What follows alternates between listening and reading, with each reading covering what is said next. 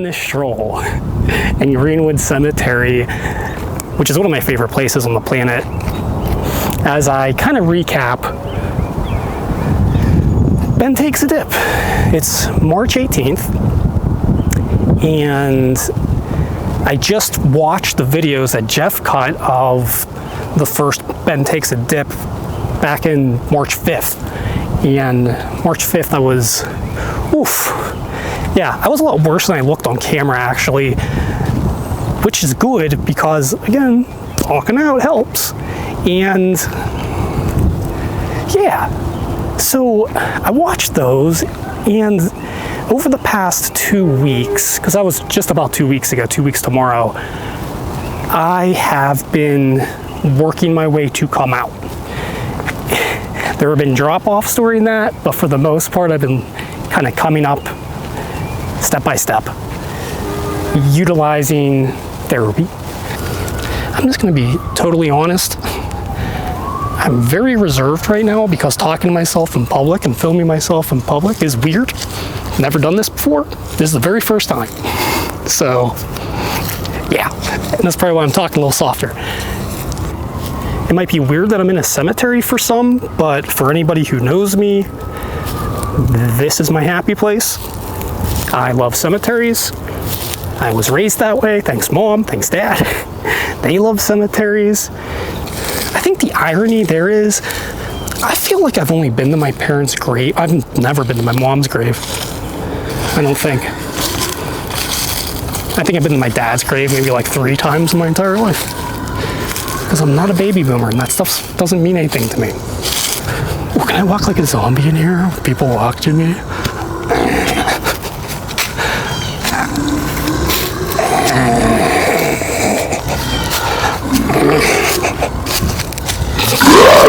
They're coming to get you, Barbara. They're coming to get you.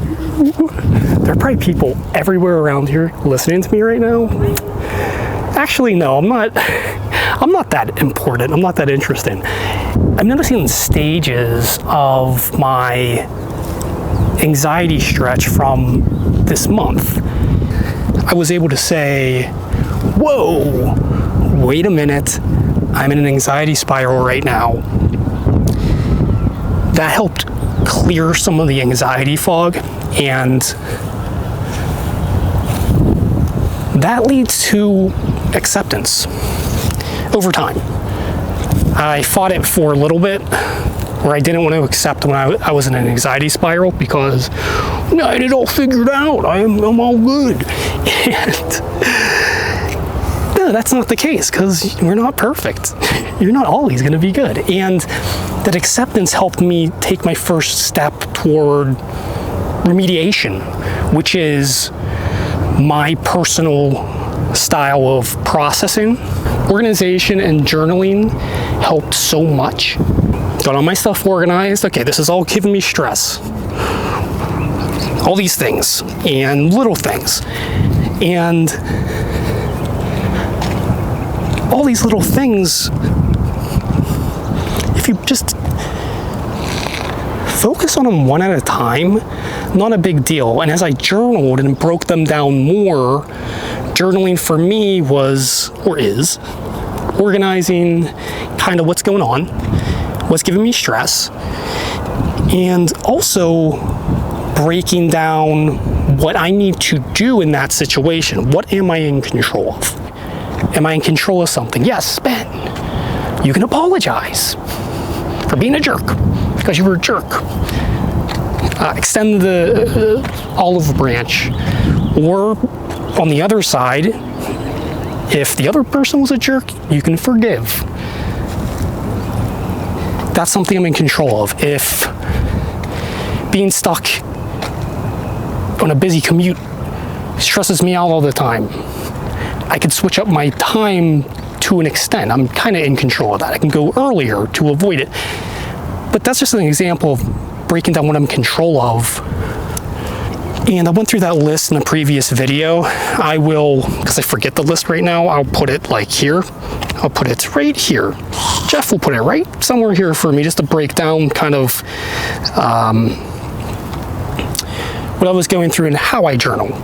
And the journaling doesn't get too detailed. I'm not here to stress myself out and give myself a project plan, but I do need to give myself kind of baby steps to get started. As you come out of it, the issues get a little more and more complicated, and you have to process them a little more and more.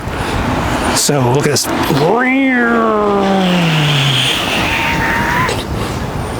They're gonna stop and turn around. Wait, why are you filming me?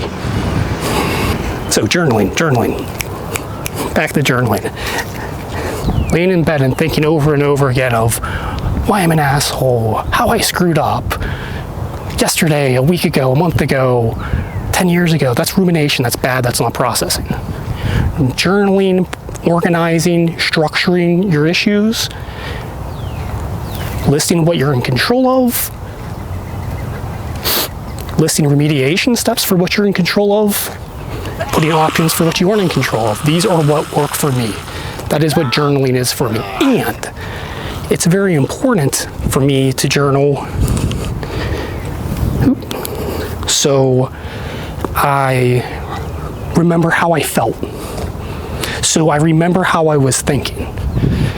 Because when you're in that spiral, you're not thinking logically. You're stuck in this raw emotion, childish state.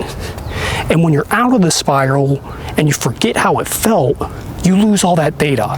It's like losing a hard drive, almost. And you want to have that data. You want to journal when you're down, you want to journal when you're up. So you know what both sides feel like. I keep saying you and your, and that's me kind of like talking to myself. I'm not saying this is what you need to do. This is more saying, Ben, this is what you need to do. This is what's working for you. This is what this video is all about. It's me. It's all about me and my life. No, it's all about what works for me because it might work for you. I truly believe that journaling is something that would be great for everybody. So I don't see why that would hurt. So yeah, journal. Journaling and therapy. Very good stuff. And as I've been slowly coming out of the anxious state, I booked therapy Monday and Friday last week, had my psychiatry appointment on Thursday. Like, that's so important for me. If I don't do that, it throws me off. I don't like venting stuff out to friends and family anymore. I just don't. I personally do not, and everybody to you, this is me, and I'm this isolation Ben, you know? I don't, because everybody has their own shit right now, and I don't need to dump my silly stuff on them, and I have the tools, I know of my tools that I can use right now. If there were a time I was really down, I would definitely reach out to friends and family for help. Absolutely.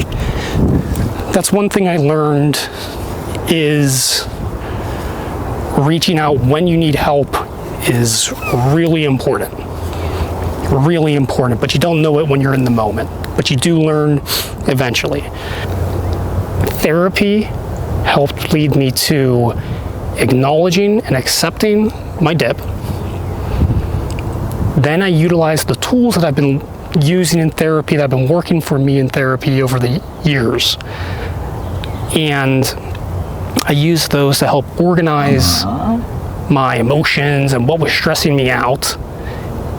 And then I was able to take that emotion and data and begin to organize it after I acknowledged and accepted I was in a dip, because I didn't want to be in a dip. No one should, but it's hard to acknowledge and accept when you're in it. That's where therapy and the tools come in for me, and for most, I would think. Organizing the data, meaning like my emotions, what's stressing me out and everything, boom, have it organized, have it siloed so it's not a big horizon of just stuff I need to do. It's now streamlined instead of just this massive wave of just boom. It's streamlined, not only streamlined, it's prioritized. Not only prioritized, I actually break down the steps I need to take, where I'm in control. And if I'm not in control, I just put up other options for what I can do if I can do anything. Sometimes you can't. And sometimes you need to be an adult and just live with it. Just deal with those moments you don't have control. They're stressful. Like getting stuck in traffic, stressful. You do have a little control over that, as I mentioned earlier. And then when I had everything organized and broken down, then I actually started to take action. Doing things, scratching things off my list, feeling lighter and lighter, happier and happier. And it's just a learning lesson of like, okay, this is why I fell into the dip. I let things pile up, but I'm not gonna beat myself up for it either. I was only in this dip for 3-4 weeks, and I've been coming out of it for the past 2-ish, based on what I've learned. And come on, that's what it's all about. That's what this is all about. I will put kind of more details in the description. It's organizing this a little bit so I can show examples of like what's working for me and what helped me and things like that. But what I say, acknowledgement, acceptance leads to processing and journaling and organizing and breaking down the steps and reminding yourself you are in control for most. You really, really, truly are. Stop making excuses. Seriously. Ben, talking to you, stop making excuses.